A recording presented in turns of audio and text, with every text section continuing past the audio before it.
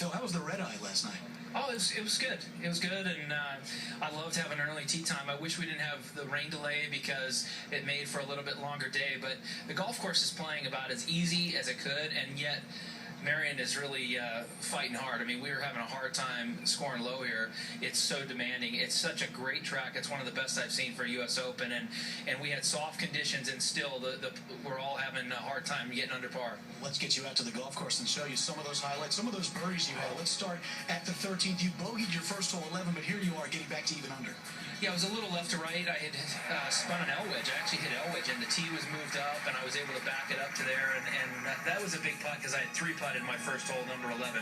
You parred the next 5, then you birdied here at 1. Yeah, this was a tough one because it was quick. You can see that I tried to have it last as long as possible, and it just got in the lip. So I read that one well and didn't hit a great second shot to give myself a great putt at it, but I was able to make it. Here you are at the par 3 third. You always talk about par saves, keeping those rounds together. How about this second shot? Yeah, they're critical. I was fortunate to have a decent lie and to have enough green where I could get the ball stopped, and I hit a good shot.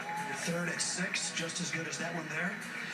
Well, I was actually trying to fly it farther, and it came up short, and it released down. I thought if I flew it closer to the hole, I might be able to stop it a little bit better, but I left myself a nice uphill look at it, and those are what you want around here. Bunker's never easy, and that was an excellent par save there. So now you're second at 7 to set up another birdie. This was my best shot of the day. It was a little 9-iron. You can't go 2 yards long, or you're going to have a hard par, and I flew it exactly where I wanted to, and ended up having a tap-in birdie. That was a good one. Not a lot of people are going to birdie 9 out here this week, and you did today. Well, it's because I made a putt. It's not like I'm trying to get that ball close. I hit 500 in the middle of the green, had a 30-footer, and it was uphill left to right. I mean, it was as good a putt from 30 feet as I could have. I mean, still, the odds aren't good to make it, but it rolled in. It felt great. How did you feel out there today, the way you prepared the last few days for this US Open compared to some other first rounds at US Opens, the way you normally prepare? Well, you never know what's going to happen the week of the tournament, so you've got to prepare for all elements prior.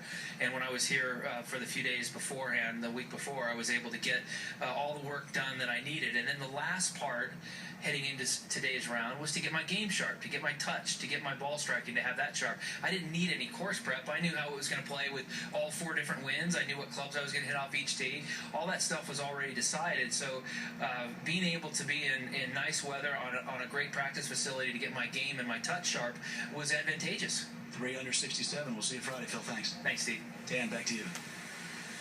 And a look at the last 4 opening rounds for Phil. In stark contrast to what he did today, Johnny 76 at Olympic Club last year, 74-70.